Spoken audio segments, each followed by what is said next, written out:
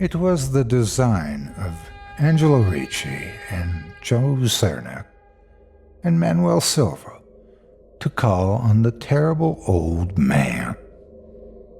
This old man dwells all alone in a very ancient house on Water Street, near the sea, and is reputed to be both exceedingly rich and exceedingly feeble, which forms a situation very attractive to men of the profession of Messrs. Ricci, Cernak, and Silva, for that profession was nothing less dignified than robbery. The inhabitants of Kingsport say and think many things about the terrible old man, which generally keep him safe from the attention of gentlemen like Mr. Ricci and his colleagues, despite the almost certain fact that he hides a fortune of indefinite magnitude somewhere about his musty and venerable abode. He is, in truth, a very strange person, believed to have been a captain of East India clipper ships in his day, so old that no one can remember when he was young, and so taciturn that few know his real name. Among the gnarled trees in the front yard of his aged and neglected place, he maintains a strange collection of large stones, oddly grouped, and painted so that they resemble the idols in some obscure Eastern temple. This collection frightens away most of the small boys who love to taunt the terrible old man about his long white hair and beard, or to break the small-paned windows of his dwelling with wicked missiles. But there are other things which frighten the older and more curious folk, who sometimes steal up to the house to peer in through the dusty panes.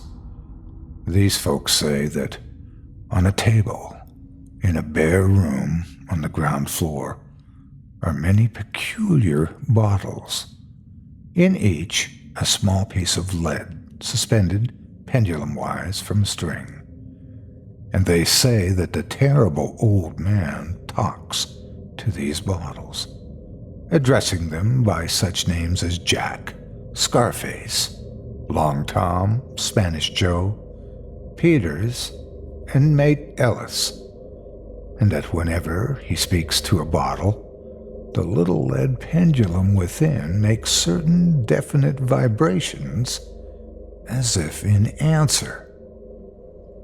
Those who have watched the tall, lean, terrible old man in these peculiar conversations do not watch him again.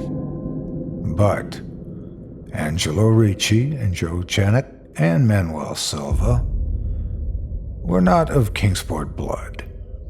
They were of that new and heterogeneous alien stock which lies outside the charmed circle of New England life and traditions, and they saw in the terrible old man merely a tottering, almost helpless graybeard who could not walk without the aid of his knotted cane and whose thin, weak hands shook pitifully.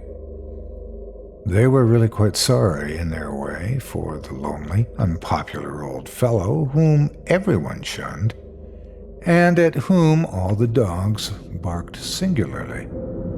But business is business, and to a robber whose soul is in his profession, there is a lure and a challenge about a very old and very feeble man who has no account at the bank, and who pays for his few necessities at the village store with Spanish gold and silver minted 2 centuries ago.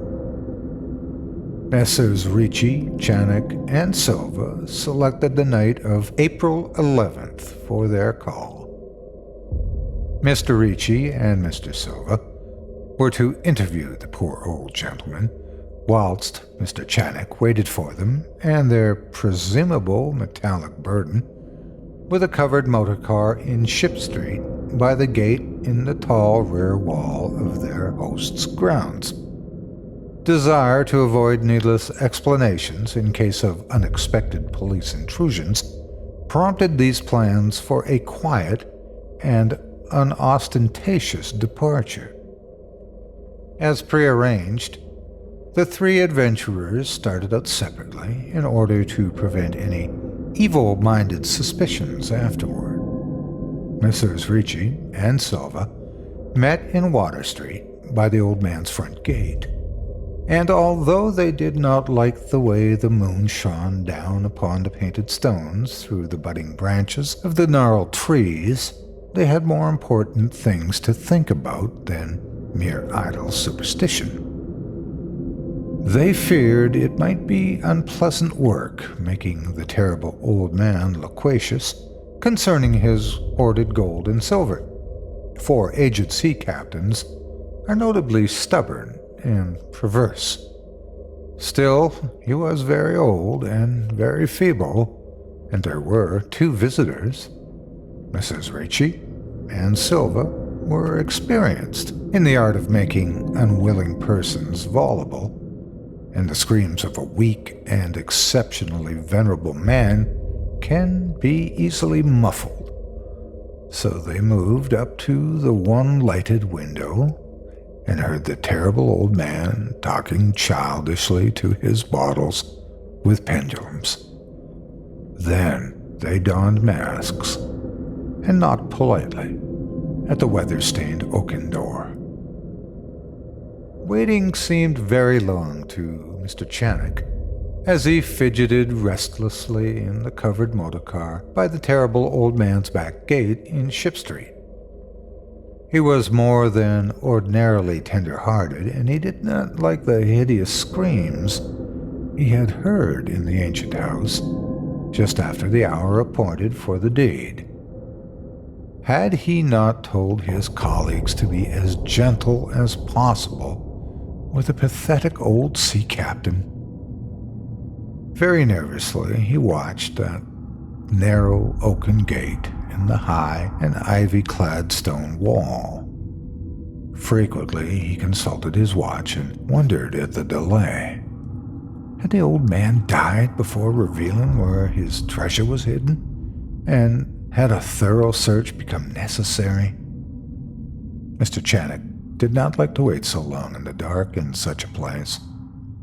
Then he sensed a soft tread or tapping on the walk inside the gate, heard a gentle fumbling at the rusty latch, and saw the narrow, heavy door swing inward. And in the pallid glow of the single dim street lamp, he strained his eyes to see what his colleagues had brought out of that sinister house, which loomed so close behind. But when he looked, he did not see what he had expected, for his colleagues were not there at all, but only the terrible old man, leaning quietly on his knotted cane and smiling hideously. Mr. Channock had never before noticed the color of that man's eyes. Now he saw that they were yellow. Little things make considerable excitement in little towns, which is the reason that Kingsport people talked all that spring and summer about the three unidentifiable bodies, horribly slashed as with many cutlasses, and horribly mangled as by the tread of many cruel boot heels, which the tide washed in. And some people even spoke of things as trivial as the deserted motor car found in Ship Street, or certain especially inhuman cries, probably of a stray animal or migratory bird, heard in the night by wakeful citizens. But in this idle village gossip, the terrible old man took no interest at all. He was by nature reserved, and when one is aged and feeble, one's reserve is doubly strong. Besides, So ancient a sea captain must have witnessed scores of things, much more stirring, in the far-off days of his unremembered youth.